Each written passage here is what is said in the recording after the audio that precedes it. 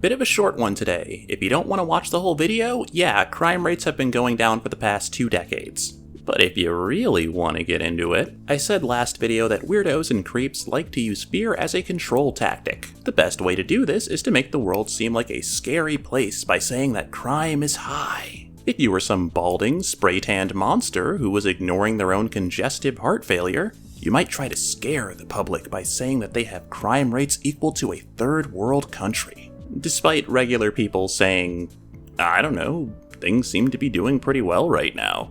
Sure wish I could buy a house though. You might try to mobilize military forces after a violent crime against a guy with a hilarious nickname, but not after a blimp of a security guard went on a killing spree against elected officials. Huh. Weird. So let's start by saying that crime rates in third world countries are always astronomical, because crime usually comes from a need to survive and a lack of resource to do so. These places also tend to be rife with corruption due to unfounded infrastructure. A great way to lower crime is to fund social security programs or community outreach and eliminate this need. That typically lowers the rate of crimes of need. I said in the last video that parts of South Africa are still suffering from almost 80 years or so of apartheid, so the crime there I think is it's 5th highest in the world, I believe.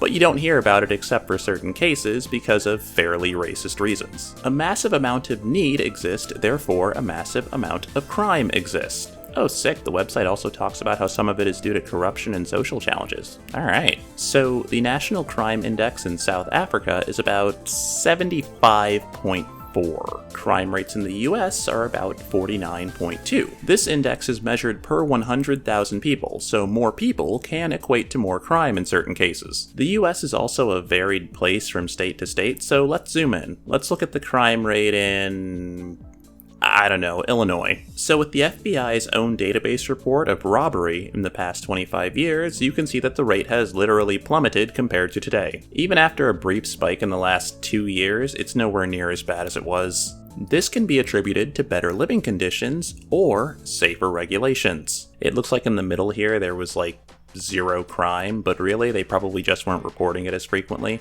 There's some little tiny blips here and there that you can see on the chart too. But let's zoom in a bit more. Let's see, Illinois, let's look at Chicago's rates. So as you can see here, courtesy of Wikipedia, last year alone, Chicago had a rate of 17.4 murders per 100,000 people. This is far and away from even top 10 of the most violent cities in America. Actually, I think in terms of violent crime, it only ever hits top 10 when you get to aggravated assault, I believe. Oh, yeah. Oh, good grief, Ohio is the sexual assault capital of the US. 3 of the top 10? Jeez Louise. Oh, I see why he hates Chicago. It's the 3rd largest LGBTQ population in the US. Back on topic.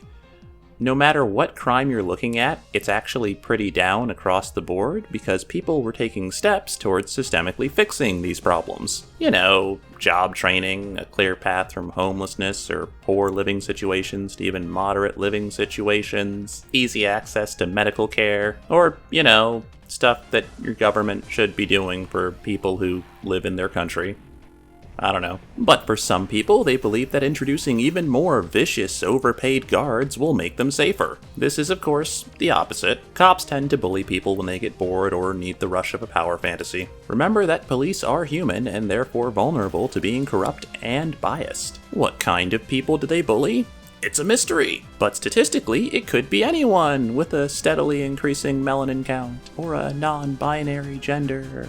This doesn't actually make crime go down, it just inconveniences marginalized groups, statistically. Reducing the number of police encounters actually tends to reduce the chance of these things happening. But hey, I just live in a museum. If you want more, then don't take my word for it. Crime is dropping in Chicago. Murders are down 32% compared to last year and nearly cut in half since 2021. Shootings are down 37% since last year and 57% from 4 years ago. Huh. Go figure.